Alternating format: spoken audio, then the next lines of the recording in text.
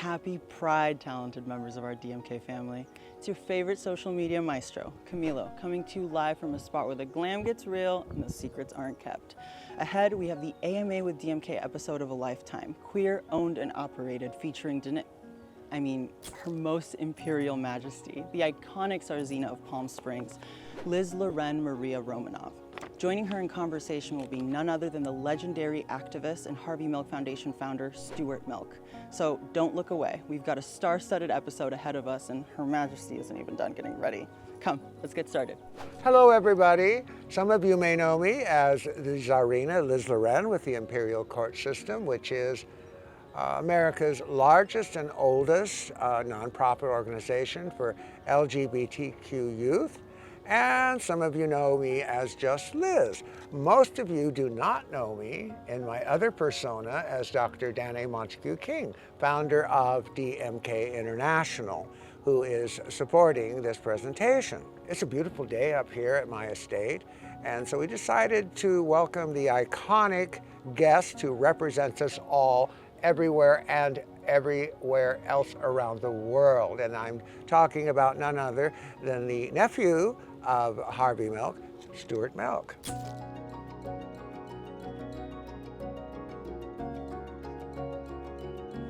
Welcome to Ari Hall, Stuart. Thank you. It's great to be back here with you as always. I saw you yesterday in Palm Springs at the... Was that just yesterday? Was it? God. Time Honey, moves on so quickly. Honey, I'm 81 years old. Oh my God. I had to get up at 5:30 in the morning to get ready for a breakfast. Give me a break with institutional eggs and suspect bacon. In a convention hall. In a convention hall. It was quite fabulous. So they had all these wonderful teenagers and high school kids there that we were honoring them. And some of their speeches were like heartrending, you know. We come, or at least I do, I'm much older than you, but we still come from an era where it was illegal to be gay. You were either doing something that you were arrested for or you were mentally ill. I personally didn't notice it because I was an outgoing kid. I came from a wealthy family. My sex life had nothing to do with me. That's what I did. I guess maybe I was so big of a personality then that people were afraid to bash me or make fun. I had a lot of girlfriends. Maybe that was, you know.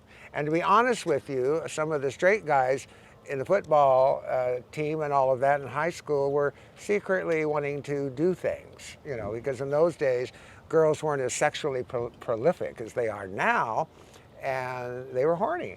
So I just noticed nothing.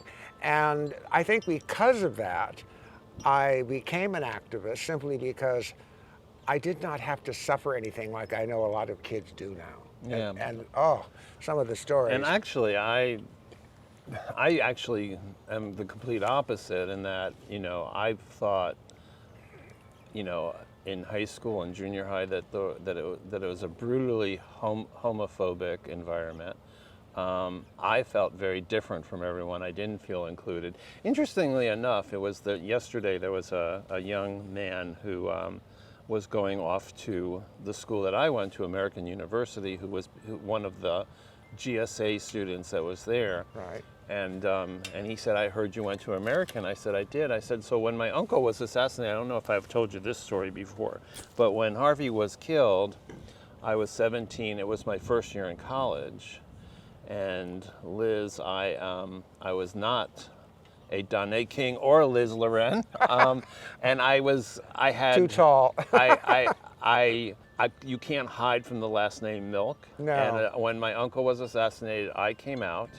You know, we can always talk about the story. Everyone says that he knew that I was gay, but Did he? yes, He did. But Yeah. we never had the conversation. He had the conversation about the importance of my authenticity and bringing my differences to the world. But it was really interesting. So one of the stark realities hit me after coming out, and you have this tremendous freedom when you come out. And Yeah. I lost half of my friends, and I expected to, because in those times, gay people just weren't known. I mean, my uncle was a rarity. People did not know gay people in their life. There were gay people there, but they were in the closet. Most people were in the closet. There was no Ellen DeGeneres. There was no, there was no Sam Smith. There was no one. But he changed all that. He changed a lot of that. Oh my God. So the president of the university called me into his office. This was after my uncle was assassinated, and I came out. And I thought that he was the former Undersecretary of State, and I was in the School of International Service. And he called me in, and I thought he was going to tell me that that the school's condolences for the loss of my uncle. And he didn't say a word about, I'm sorry of your loss or anything. He said, Stuart, I've heard you've come out. Now we need to find a new major for you. And I said, well, I'm in the School of International Service. I said, I worked hard to get in it and whatever. He said, yeah, but it's illegal. You cannot serve in the Foreign Service. Well, what right did and they... it was illegal, and you couldn't serve, and that was the purpose of the school. So I had to pick another college major. That was the reality that hit me. So now when I told this 17-year-old yesterday that story, he's like, really? There was a time you couldn't serve? So part of my message, you probably heard yesterday, was that we have to realize that that situation still exists in a majority of the world. So do and the kids don't understand that not only does that still exist, in the majority of the countries, it's still illegal to be LGBTQ, where the majority of the population live, or societally it's unacceptable. And you and I are both students of history. We know that we can go backwards. So it may be three steps forward, but we can take 2 steps back. And so these kids, the young people here who only know, I mean, we have Danné, young people who only know a time when there was marriage equality. I mean, think about that. To me, that's like, that seemed like new news, but that was 2008. I mean, so it took me a long time. Dating myself, after I married Drew, you know, I still felt very strange. It was unreal, and you were at the wedding. You officiated. You were his best. I didn't officiate. I was Drew's best man. And I would not let myself marry him in a suit. I'm so old school, so hardwired to the old, that I had to do it as Liz. Of course, I had a lot of fun in the designer dress, and I had half of Beverly Hills. Oh, for those of you who are watching this who haven't seen the photos or the video, that was a magical wedding. It was right here on top of this hill at this beautiful home, but it seemed like everything conspired, the weather, the sun, everything conspired to make it perfect. Entertainment Tonight posted your favorite picture of you and me in the paper. They didn't say one thing about drag or transgender or anything. It was socialite and philanthropist Liz Loren and Stuart Milk, blah, blah, blah. Didn't say anything about a gay wedding. And I enjoyed it. It was fantastic. It was a fantastic wedding. You had friends come in from everywhere, from Finland and South Africa. I mean, it was an amazing wedding. And half the Yentas in Beverly Hills and their husbands. And Dr. Weintraub, who was a previous rabbi, gave me away. Now, you talk about diversity. People, that was the most diverse gay wedding in history, I'm telling you. Anyway, people ask, how did you meet Stuart? How did you get together? And I remember it very well. We were at the Kentucky State Dinner for the Imperial Court System.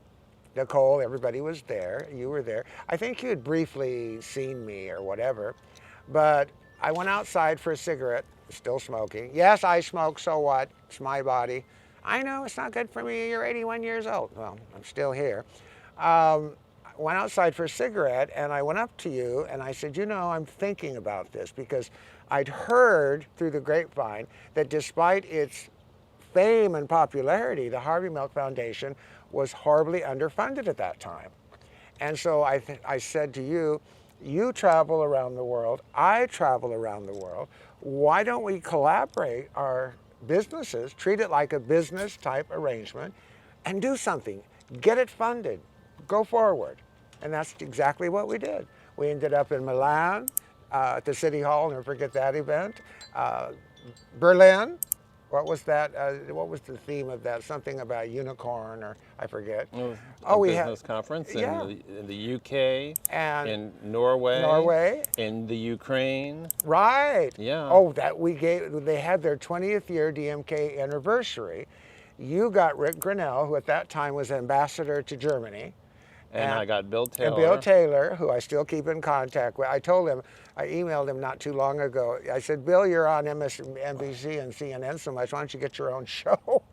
When we got involved in the Ukraine thing, it was going to be a luncheon at the embassy, and we said, no, this needs to be at the ambassador's residence, needs to be a dinner. You can do it for Harvey Milk Foundation which they did, but they changed everything, made it into an elaborate affair, and Danné and Dr. King and I arrived together, and I turn around, and the next thing I see is Dr. King had given the ambassador his coat to hang for him, thinking that he was. Yes, you yes, said. yeah, I said. okay. He said you said to me. So Dr. King turns to me and said, "Now I want to meet the ambassador." I said, "You just did. You gave him your overcoat to hang." I was in the cloakroom, and you just introduced Rick Grinnell, who was handsome and kind of hunky.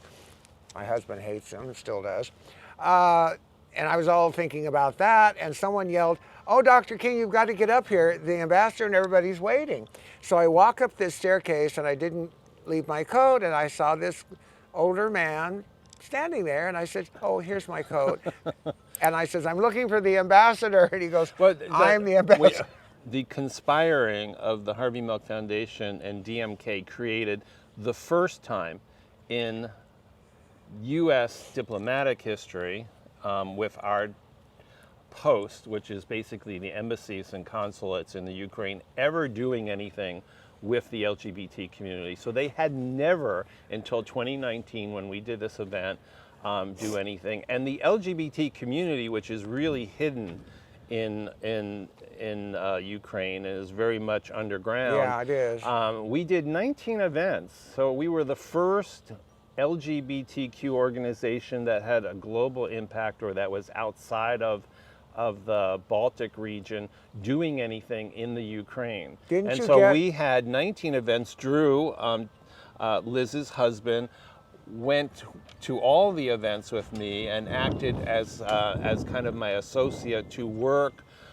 We met with businesses, we met with youth programs. Now, you have to realize that this is all firsts. Never had happened before. And it was really just this tremendous, my uncle would talk about this powerful medicine that he believed in a lot of indigenous cultural aspects. So he would say that this was powerful medicine that two forces brought to bear on a population. And we saw, I think, for the first time, real hope for quick progress in the LGBTQ community in the Ukraine. And then what happened? The war. COVID and then the war. Yeah. So. Yeah, and then the assassination of Dr. Sotnik. Yes. That was horrible. That was my distributor then. Practically my son, a young doctor who listened to everything I said in science and just went and did the work. And he was building the business, building the business, building the business. And in fact, he was the one that got us involved with the embassy, because you had told me long ago, contact the American embassies in each of these countries. And so he did, and we ended up at the event. But he was coming home with a basket of pastries for his little son, Leo, one evening, and we saw this on a security camera in the garage. Very good view. They released it. It was clear as day, I know. And they would never release this footage here, but they did all over Europe just hours after it happened. And he was shot in the back of the head and killed. And we're not going to go into the reasons and all of that. But this was one blow after another, and yet to this day, they are very supportive of the Harvey Milk Foundation and LGBTQ rights and everything else, simply from the fact that we made it seem so normal, so mainstream to be involved with this. Nothing weird. This is the way the world is, this is the way life is. We love Dr. King, we love Stuart Milk, and they're just still marching on. And actually, we'll get around to how I became the global ambassador. And I have to be honest with you people. Again, it's a business relationship, and there's nothing wrong with that. with charity and business. It is a business as long as the funds are raised to accomplish our mission goals. So I decided to create a luxury line. It's called DMK Ltd. Limited. A big part of that would go to the Harvey Milk Foundation. And it started to sell like crazy. Everybody, was in on it. And I think it was my 70th birthday at the Sky Room in Long Beach. And suddenly you whip out this gorgeous award. I should have brought it on the set. It is gorgeous, yeah. Yeah. It's a globe. Made me the first global ambassador of the Harvey Milk Foundation. And still the only. Still the only. I'll kill whoever. And I'll tell you, that really, that came about right after our Milan conference. So we put together, and you have to realize, a lot of people go to Italy, they have a great time. They don't realize that Northern Italy, we now have a Mussolini party president in Italy. Oh, yes, no. Oh no, come on. Don't they learn from history? No, unfortunately. And she comes from Northern Italy. So yes, we did so I got the mayor of the city of Milan and the consulate general of the US to produce a conference on the intersection of economic prosperity and human rights. Right. And who better than DMK to come in and talk about how being pro-human rights is not bad for business or good for business, because in places like Northern Italy, what they say is, look, we are economically struggling. We need to not focus on anything but business, and diversity is not good for business. The opposite is true. It's the opposite. And so we had a very powerful event. We had it at the historic City Hall, which is beautiful. It's right, most people don't know, they go to Milan and they see the beautiful chapel, and they see the first mall. It's the first, and it's this beautiful mall. But that is actually the facade of the back of City Hall. And we had this beautiful venue. Remember, that's when I introduced you to Alejandra Vogue and to Carla Antonelli. Yes. I mean, these amazing, fierce trans activists. A little story. A side story within that is, it was funny because they were both the government in the region and the city were very hesitant that I wanted a panel of trans activists from around the world in this economic intersection conference. So what they kept doing was they kept moving it back and back and back, and City Hall had to be cleared by 6 p.m. that day. And it was like they had it starting almost at like 5:40. Yeah, it was late. This panel was, and so, and my participation outside of the opening and the intermission and the reprise in the middle of the day was to be on only one panel, and I was on this panel with diplomats. And so what I did was I moved myself into the transgender panel so that they would have to make it earlier, and they did. And it was really, it was probably the most powerful thing that Italy had seen. The national newspaper, Italian newspaper, decided to highlight that more than anything because, to be honest with you, they had never seen all of these Northern Italy elected officials and public diplomats talking about this issue in Northern Italy. Now, in Southern Italy, it wouldn't have been that difficult. But in Northern Italy, which is really the economic engine of Italy, it is difficult. Well, we just took on a new Italian distributor, and they're following that whole thing by, when we do our launch at the end of this year, we are going to be doing it at the American Embassy. We'll call you in, of course. And the thing about that particular incident, that event you're talking about, was the cocktail party afterward at the Consulate embassy. General. Yes. Yeah. Oh my God. Everybody was there. Male models that were gorgeous, rich people. I mean, it was packed. Well, it was wonderful, and that was actually sponsored by Marie Claire. So, and that's when they had the editor Marie Claire, the magazine. Probably the only time I would never have imagined ever being on the cover of Marie Claire, and I will probably never be on the cover of anything like that again. So since we're on Milan, and I want to tell, and I know that you want to hear some of these stories, so let me tell you one brief story of Verona, because we're on Milan. And so this was about 2 years later, Verona has an LGBT center named after Harvey, which we support. So it's the Harvey Milk LGBT Center. Verona, though, had never been allowed to have a pride. Now, legally, they couldn't stop it except by saying it's not safe or we can't close the street. So they always had some procedural way of stopping it. A new mayor got elected. He said, I'm not going to stop the pride. And so Archie Gay, there's like 10,000 Archie Gays, every little city, that's their main LGBTQ organization. The Archie Gay asked if I would come and participate in the pride. And it wasn't, the embassy said they would not support it because it was dangerous. And of course, that's all they needed to say, and I said, I'm gonna be there. So Verona is probably the most conservative city in all of Italy. When they announced the pride, the Catholic Church announced that they were going to do a family pride the same day. And they asked everyone to reject this so-called pride, join the family pride.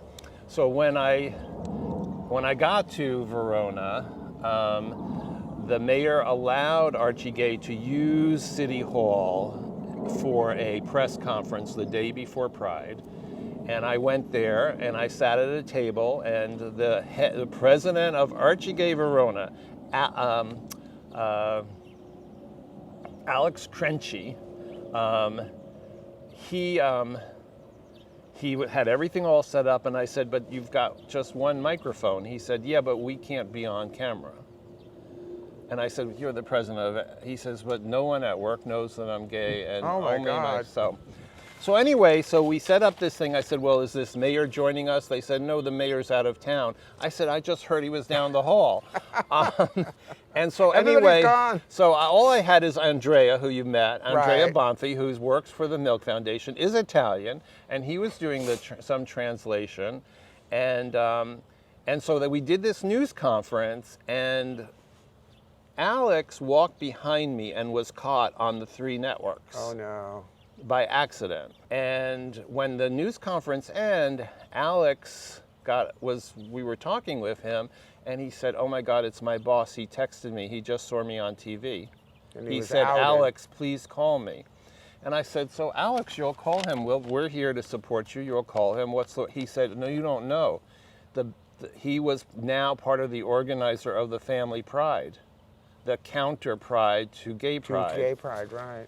And I said, well, call him and let's just see what he has to say. So he put him on speakerphone. He called his boss, and his boss said, well, Alex, and by the way, Alex was in some type of pharmaceutical element, privately owned company, but he loved his job.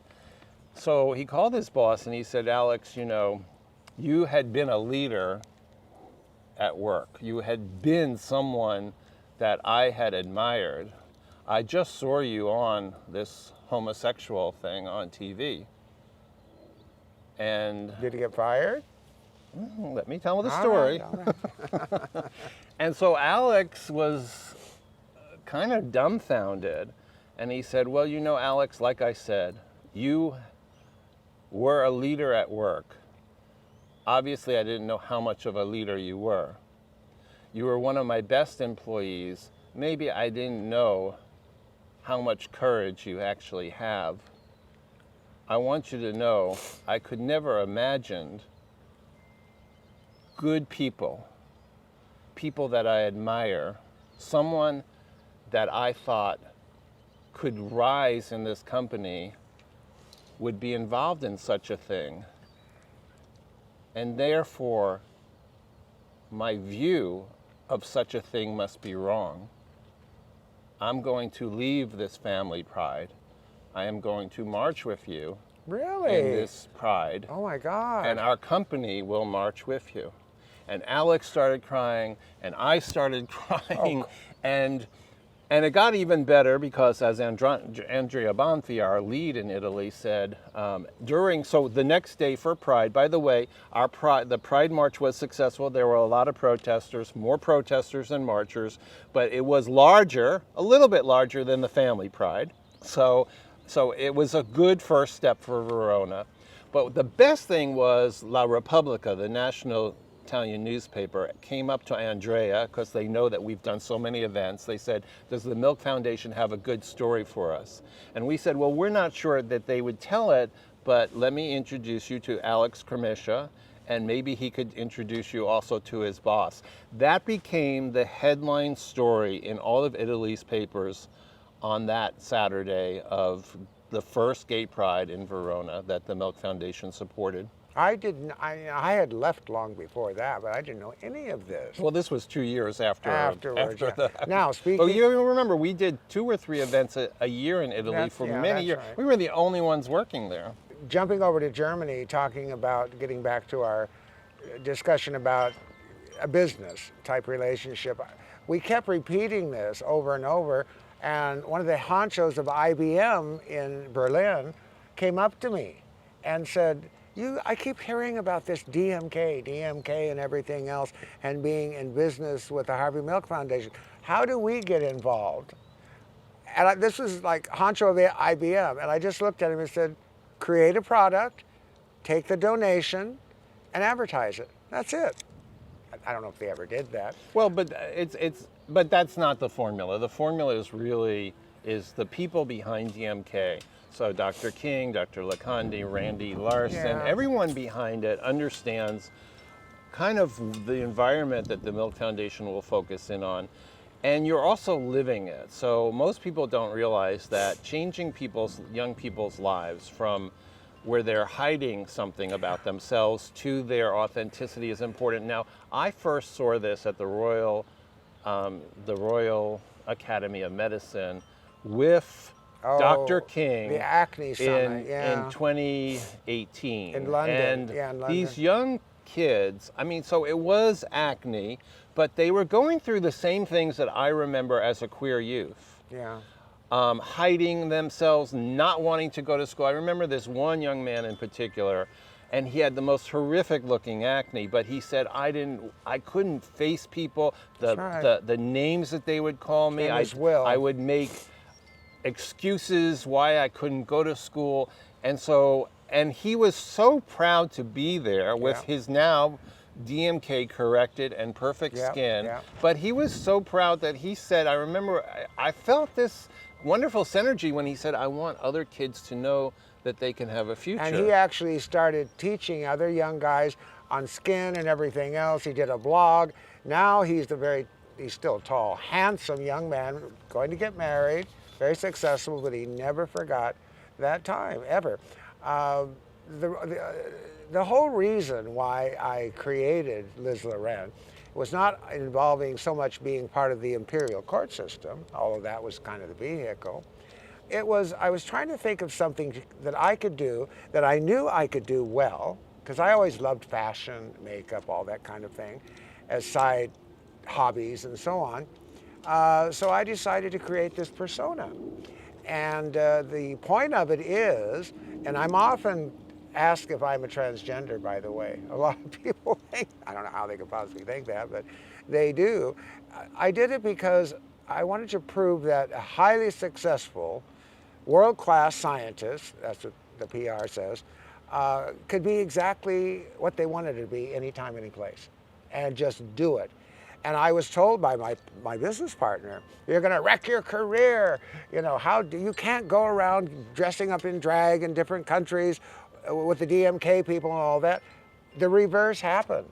Everybody liked it. Everybody became fans.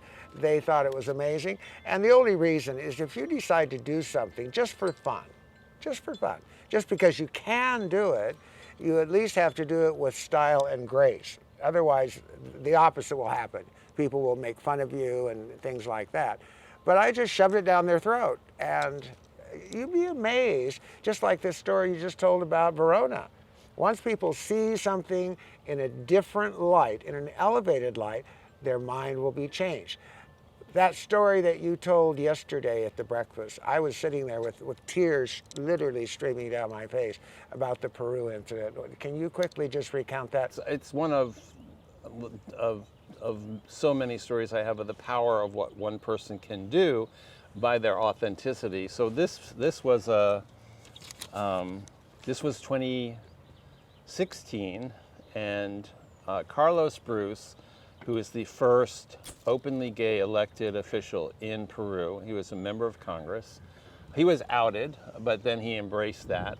And we had done some work in Central and South America together, and he said, when are you coming to Peru next? And I said, well, it wasn't on our agenda. And anyway, he invited me, and the U.S. Embassy supported that. And so I went in 2016 to get a diploma from the Congress of Peru. He arranged. It's not a difficult thing to get, but it's a high honor, but usually a congressman could do it, and he was shocked that it went through because I was being recognized for my work for human rights, and people would know it was gay rights. But he also did it on the day that his proposal for civil unions was coming up. And so he's a very smart man. He planned this out very well. He said, Stuart, we're going to give you the diploma. It's your choice to keep it or not, but that the civil union bill is going to fail. And I said, well, let's do it. If you want to add this in, those wonderful photos of this me getting in front of the Congress, this beautiful framed recognition from Peru, their highest civil honor. And then they voted 99-1 against civil unions. Oh, no. And I gave them back in another press conference this diploma saying, why don't you all keep it and give it back to me when you can at least move forward on civil unions. What's the now, point? he had planned a march, and this is part of the Peruvian civil society movements, that you march from the Congress to what's called Liberty Plaza. It's a long march, and they have a double-decker bus at Liberty Plaza where people do political speeches. As we were beginning to march, and most people were going to be protesters against the civil unions, there was a couple of groups, maybe 12 or 13 people, that would be marching with us for civil unions, and a lot of riot police. And the press zoned in on this one young Peruvian, and I asked Carlos, is he with one of the groups? Oh, Carlos said, I don't think we've seen him before. And they focused, and if there could be a typical looking Peruvian, this was the typical looking Peruvian. And the one reporter put a microphone in his face and said, are you here to support the homosexuals or against them? He said, I'm here to support civil union. And they said, why? And he said, it's the right thing to do. And he had these black frame glasses. He was thin, had the typical wonderful Peruvian look. And she said, why are you supporting the civil unions? And he said, it's the right thing to do. And then she said, are you gay? And he paused, and he said, yes. And she said, when did you come out? Just now. Hi, Mom. Hi, Dad.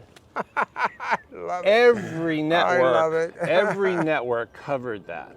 So Oh, what my they were God. covering initially as a very negative story, how this American came, got our highest diploma, and was giving it back, and was supporting Western values, came into this young Peruvian with no forethought and no intention, just simply no took agenda. off his mask. Now, as we were marching, they were following Ciro, is his name. They were following Ciro, and we put him up front, and the press was following him. It was a long march, and he started telling us how his mother worked for the bishop, who was probably the most homophobic, believe it or not, most homophobic Catholic official I've ever. Everyone was a maricon, which is a faggot. Right. And she worked closely with him. Everything he had ever heard from her mother about gay people was bad, was evil.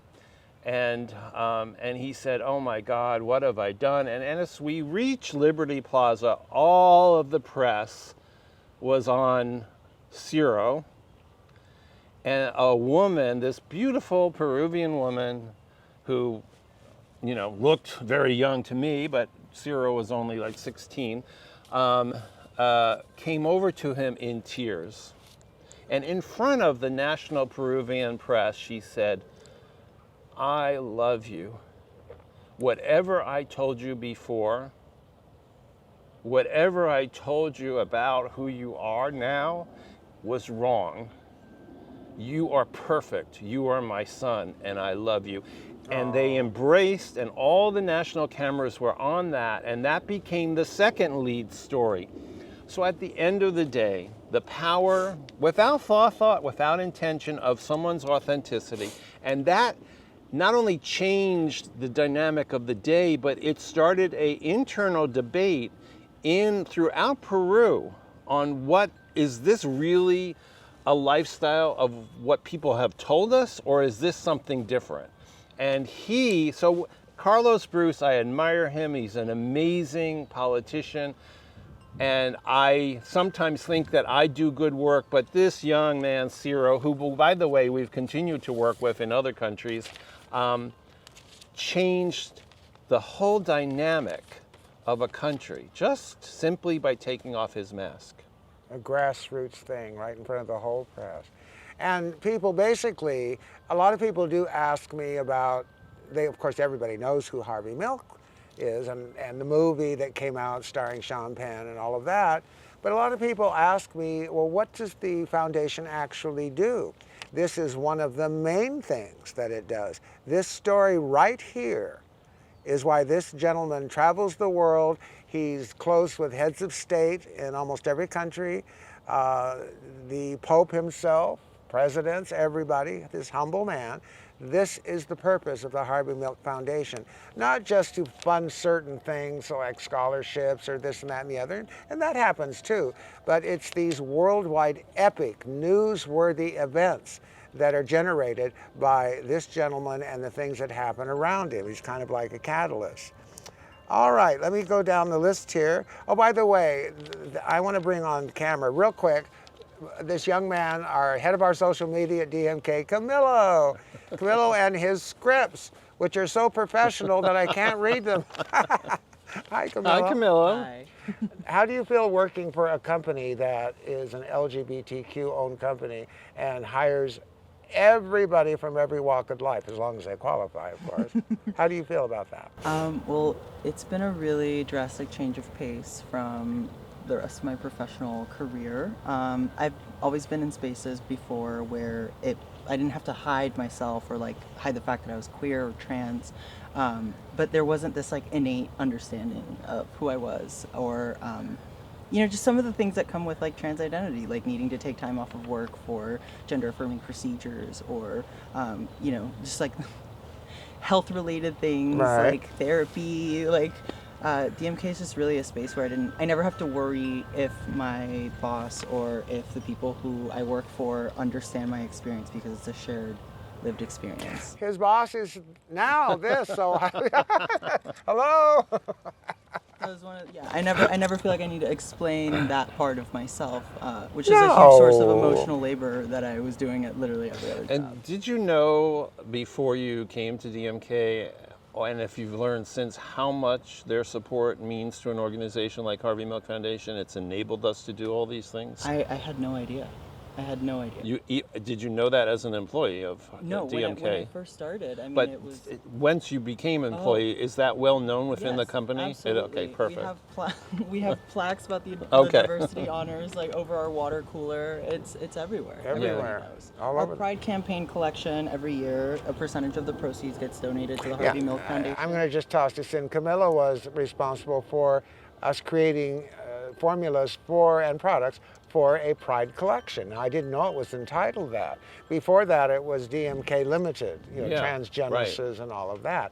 But now we've just come right out and said, vis-a-vis this young man, Pride collection. Wonderful. And he organized. I wasn't responsible. Yes, and you were also responsible for setting this presentation up too. If Liz says you're responsible, All right, guess all what? right, You're all right, I'm responsible. responsible. You actually heard it. you actually cracked the ice with the intrepid Julie Stern, who runs all the admin at Harvey Milk Foundation, and became friends. And that's not easy to do. She's a very, very businesslike woman. So no, you're in it now. Yeah, you can't there's escape. senators and congressmen that cower to Julie Stern. Yeah. So. Well what done. an honor. Well done, honey. Thank you. All right, going down the little list. Encourage Stuart to reflect deeply, but also to share the joy and pride he feels in these accomplishments. I don't see you as, you may have deep feelings, but I don't see you as a person that wants any kind of personal praise or accolades or anything, despite the fact you get them all the time. I don't, knowing you personally, I see a humility here and obligation to carry it forward. You started this with Ambassador, what's her name? Nancy Brinker. Nancy Brinker, yeah, because her son is openly gay. And Desmond Tutu. God rest his soul, Desmond Tutu, Archbishop Desmond Tutu of South Africa, and you started this whole thing going. Do you have a deep sense of joy and pride because of all the things that have been accomplished with your stewardship? Well, I mean, the thing, and there's a double-edged sword to it. The thing that I'm the proudest of and my sense of accomplishment is seeing people like Alex that I described to you, like Ciro, like Milan Rosa, even though we lost Milan Rosa. I mean, we have so many of these wonderful individuals, Carla Antonelli in Spain. She was a... She still is. She's now she's Rivera! And Spain is so open. She's still a power force. So Oh I my mean, we God. have people all over the world that I've had the privilege and honor to work with, and to see them achieve success. Unfortunately, along with that, we have a handful of young, amazing human rights defenders that have lost their life in the line of this type of work, and that's the hardest thing to deal with. Is You that almost got shot, you and Margaret. Oh, who cares? Coming with, Who I mean, cares? that's, you know, so many people won't do something because they're afraid of physical injury, and you can't let that be a barrier to doing. I mean, you take some protections. You met Metchold. Yes. So Metchold is a German MP that we've done work with. Now, I first met Metchold in Istanbul. So we were invited. So this is a good story to talk about kind of how you can feel good about an accomplishment. So interestingly enough, I was invited in 2012 for what would have been the first retry of doing a Lambda Turkey's Istanbul Pride. Right. And that's where I met Metchold. So there was a German MP invited to that. And prides are different all over the world. So when I'm invited to a pride, sometimes I'm picked up in a nice car. Sometimes the embassy picks me up. So I get to Istanbul airport. And by the way, I was worried about, this was my first time in a country that legally the prides were illegal. In an Really? Islamic country where the prides I are was illegal. just there last And summer. so, It well, seemed very it's very open. illegal. Well, God. that's very open. Gays go and enjoy Italy, and there's problems there. So just going, Yeah, true. being able, that's part of the thing that people need to realize. You can go and have a great time. Look, we just did Bridgetown in Barbados, where cruise ships come in there all the time. The gays have a great time, but when you pull a gay event, which we just did with the embassy there, everyone parks in a different parking lot so they can't be seen going into the event. So I really would like people to realize that if going as a tourist into a destination is not the same thing for the people who live there, That and actually it's are not. there, yeah. It has nothing to do with Right. the societies are you know, people say, oh, I have a great time in Doha, where it's punishable by death, and they do not normally bother with a tourist who's there for 48 hours. No, 'cause that's money, But yeah. so anyway, going back to Turkey, which is a country with a big struggle now on LGBTQ rights. By the way, it's the first country in modern history to decriminalize homosexuality. That was 142 years ago. So, but killings of gay people go on all the time, these honor killings. And the legalities of it are the legal authority looks away. But going back to the story of Metchold and me meeting and her becoming on our board, the German MP. So I got picked up at the airport in a motorcycle. So that was my first hint that this was going to be a little bit different. So I'm going to my hotel in Istanbul holding onto my luggage on two hands in the back of a motorcycle. And I love the people at Lambda Turkey who organized this. So I didn't really, I Nancy Pelosi was Speaker of the House at the time. George Bush was president. And I remember speaking to Speaker Pelosi's office, who is my friend. I said, I'm going to Turkey. The embassy said they don't want any part of it. And she said, Stuart, don't go. Well, that's all you have to say to me, and I go. And so, but I didn't really, I guess I was a little naive. I didn't really do much research. So I went the night before Pride. On Pride night, I show up at Taskim Square. And for those of you who have been to Turkey, and as a tourist, that's the big square before the pedestrian walkway that everyone goes to. And I saw, for the first time, I saw the army. And I was shocked. I mean, the Turkish army was all over that square. Machine guns, water cannons, and tanks. Oh my God. And I met Metchel there. They introduced me. Here's our other global supporter, the German MP, Metchel. And I said to Metchel, nice to meet you. Did you know that this was what we were in for? She said, no. And I said, well, and there was maybe 300 people that would be marching, of which half were drag and trans. Oh, really? Oh. And the other half were cis gay men. And Metchel says to me, you know, you must have known this. And I said, no, I had no idea. And she said, yeah, but I know, I did research. You're friends with Nancy Pelosi. So we're safe. And I said, she told me not to come. I said, but you're a German MP. You're a member of parliament. Yeah, but the parliament told me not to come. So we're sitting there and we're looking at all of these tanks and water cannons. And I mean, I just did not. Maybe if someone had told me it was going to happen, I would still go, but I wouldn't have been shocked. So we're holding each other's hand at that point, arguing with these army officials and nationalized police. And some of them spoke pretty good English. And it was really strange. So the higher up we went in the people we were talking to try to allow us to march, the schlockier they looked, less uniformed. Finally, we talked to this guy who actually almost looked like he could have been homeless. And the call for prayers came out, the speakers, and Metchel and I said, halfway, will you let us march halfway? And he said, no. And he put up his hand as if to signal, and all of the military were getting ready. And in Turkey, when the military get ready to take action, the press, I guess for their own safety, start putting the caps on their cameras and going away, because I guess they don't want to be caught up in the melee. And there's a great photo that someone took from a building that showed all the cis gay men moving away from me and Metchel, and all the drag queens and transgender moving towards us.